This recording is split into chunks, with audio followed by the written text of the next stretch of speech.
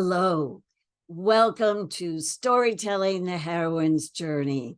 I'm Kate Farrell, your host and guide, as we explore the hidden terrain of the heroine's unique quest and how it can empower your life. As a lifelong storyteller, I discovered that the ancient folk and fairy tales and myths of the heroine's journey had survived by word of mouth for millennia, mostly from matriarchal cultures. Now, these are similar but very different sources from those found in Joseph Campbell's hero's journey and described in his book, Hero with 1,000 Faces. In the last episode, we discussed the three mothers frequently found in feminine quest stories. There was the loving mother, the evil stepmother, and the magical or spiritual older mother. At the beginning of these feminine tales, the loving mother typically dies, and our heroine is soon in the clutches of an evil stepmother who is jealous and vain and cruel and seeks to destroy her. In this episode, the second, we will meet the stepsisters in two stories, one ancient and one personal. The stepsisters can be cruel, and they always side with the stepmother and earn our contempt. Their behavior is depicted as vain, lazy, vulgar, insulting, selfish, demanding, and they're even called ugly or grotesque. This is a family we truly want our heroine to escape. But what is the role of the stepsisters in the heroine's escape? Do they play an essential part? They could be seen as a force of destiny. The stepsisters push the heroine out to dare to go beyond her strength and fears, to act without permission. Can the stepsisters be a catalyst in her quest? In modern terms, the stepsisters could stand for basic sibling rivalry that motivates our heroine to compete and achieve, or they could be seen as peer pressure, causing stress and despair coming from a spiteful and elite clique. Perhaps the stepsisters represent feminine competition for male favor. As you listen to this ancient Slavic folktale, consider the role of the stepsisters in it. What are their negative effects? What are their positive effects? How does the heroine, Vasilisa, cope with their behavior? And what are her heroic qualities?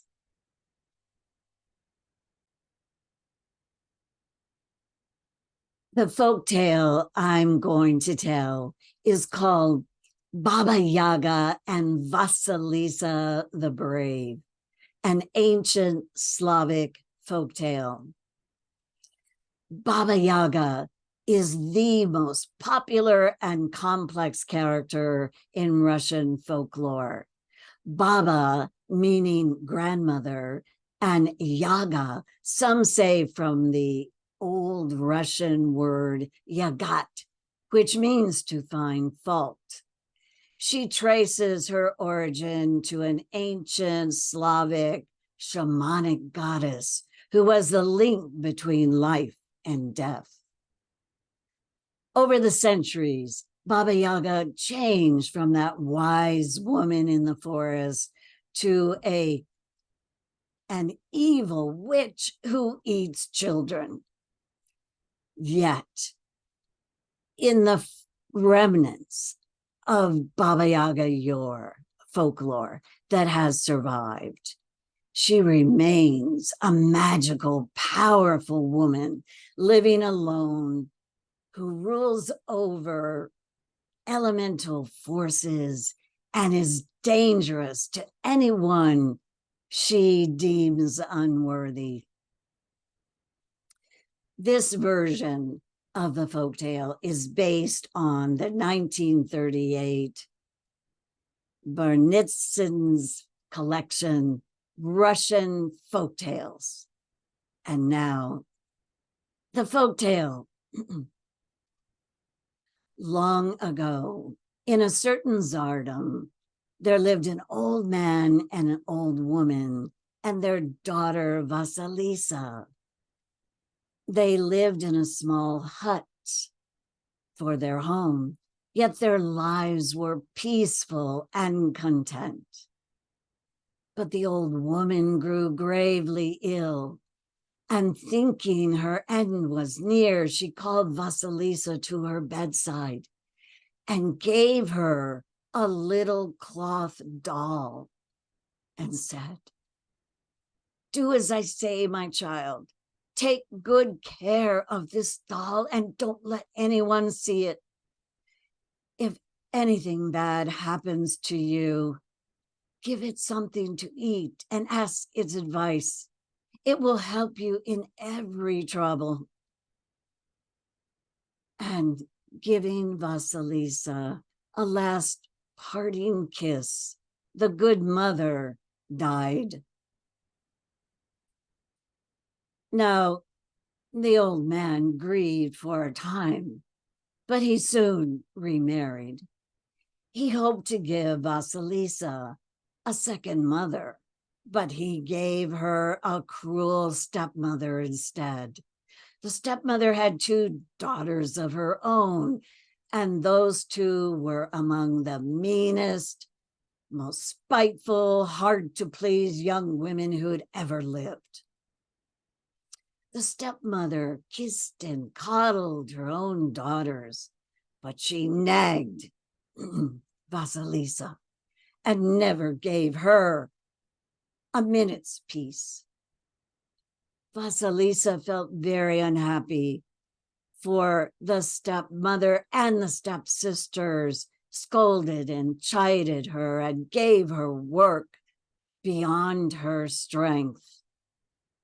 They hoped that she, Vasilisa, would grow thin and haggard with all the work, and that her face would grow ugly and dark in the wind and sun. All day long, one or the other would call out to her, "Where are you, Vasilisa? Come here, Vasilisa. Fetch the wood, light the fire, wash the plates, scrub the floor, milk the cow. Hurry now. Work all day and don't stop." Vasilisa did everything they asked and waited on everyone and always completed her work on time. And with every day that passed, Vasilisa became more and more beautiful. Hers was a beauty that could not be pictured and could not be told, yet it was a wonder and a joy to behold. It was the doll who helped her in everything. Each morning, early, Vasilisa would go to milk the cow, and taking a cup of milk, she would lock herself in the pantry, and taking out the doll, she would say, "Drink the milk, my dear, and let me pour my troubles in your ear. And so the work was done. One day in the late fall, the old man set out from home, and he was expected to be gone for quite some time. The stepmother and the three sisters were left alone. It was dark in the hut, and there was a heavy rain falling, and the wind was howling. The hut was at the very edge of the forest, and in the forest lived Baba Yaga. Now, the stepmother set about giving the three sisters work to do that night. She had one do a weaving lace, the other knitting socks, and Vasilisa, she had spinning yarn. In a corner where there was a single light, and the stepmother put out all the other lights and went to bed while the storm howled around the house. Now the girls worked, and the light flickered and sputtered, and it went out. Oh no, said the stepsisters. What are we to do? It's dark in here, and we have to work. Someone must go to Baba Yaga and ask for a light. I'm not going, said the elder sister. Well, I'm not going either, said the other one. And then together they said, Vasilisa must go. Vasilisa is the one to go and get the light. Go, Vasilisa, go this minute. And the stepsisters pushed Vasilisa out of the hut. And Vasilisa stood in the deep darkness of the night, and the wild wind, and the dense forest ahead of her. She was frightened and burst into tears. She took their little doll from her pocket and held it close. And so Vasilisa begins her quest. We will return to Vasilisa in a future episode. Reflections. What are the stepsisters' motivations in this folktale? And how does Vasilisa survive? What does her doll represent? And what is the essence of Vasilisa's beauty that cannot be told? How do the stepsisters advance Vasilisa's quest?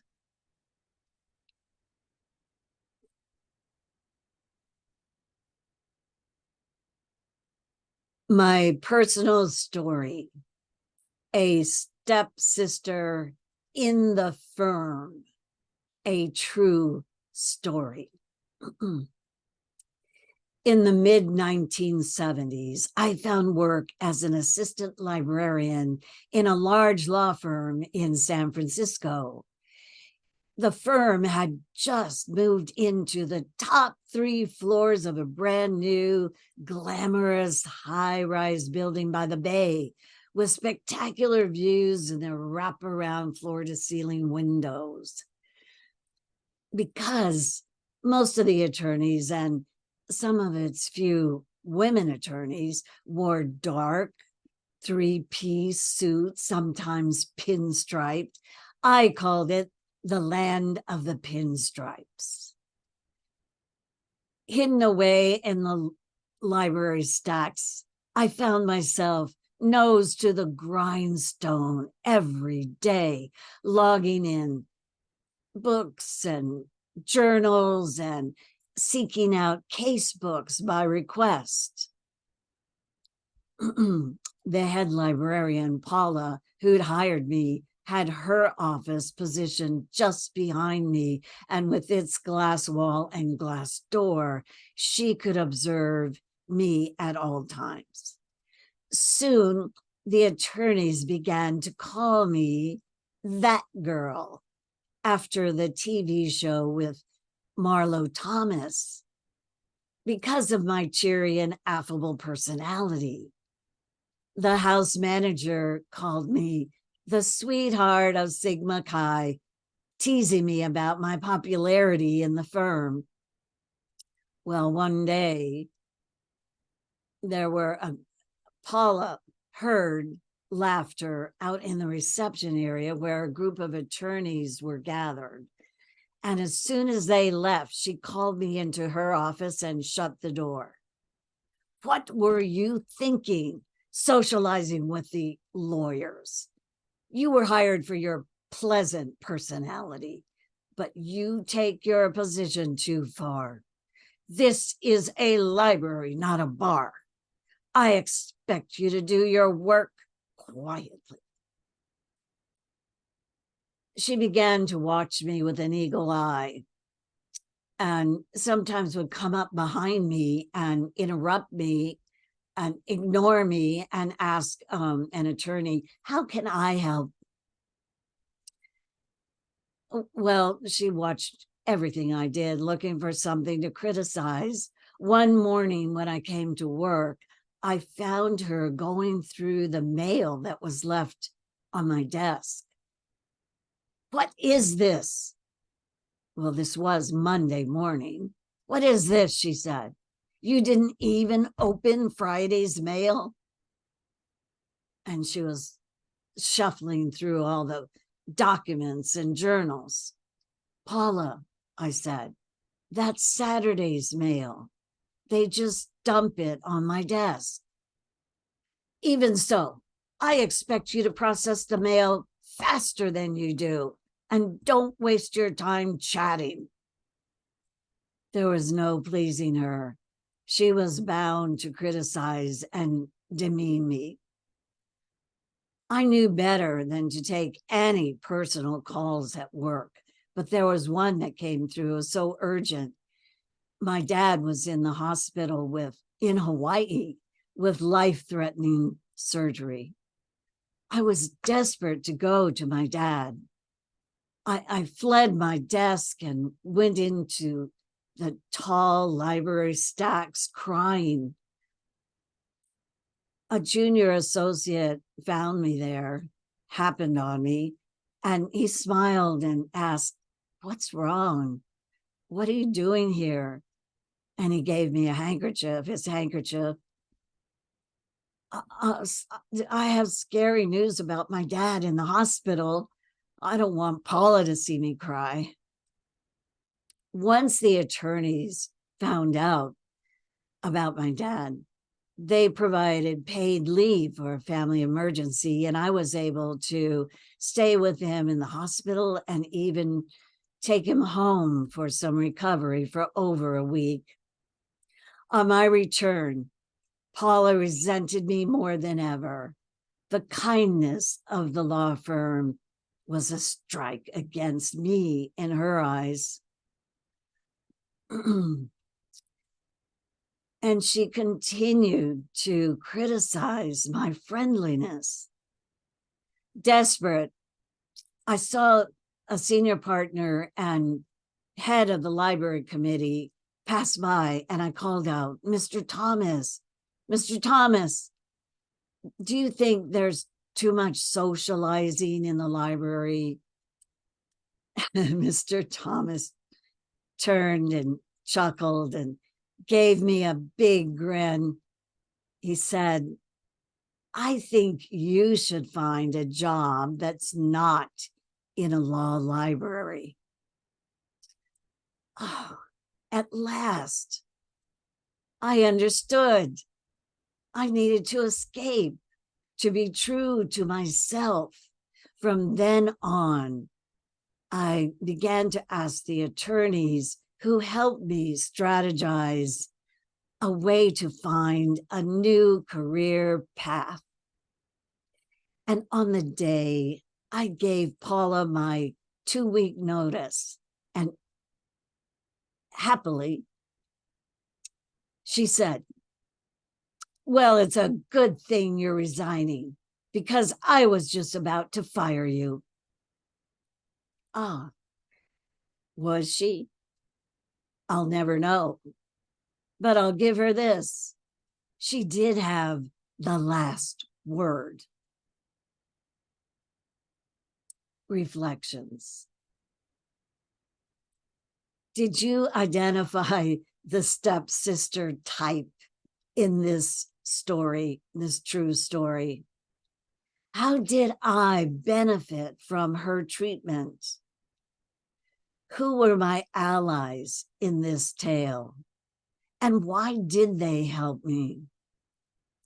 Have you ever experienced stepsisters in your life from time to time? And how did you cope? Write your own stepsister story and keep it in your heroine's journal. Thank you so much for listening. I hope you like and subscribe to my YouTube channel. Be sure to make a few comments about these stories. Whatever you think, your comments are welcome.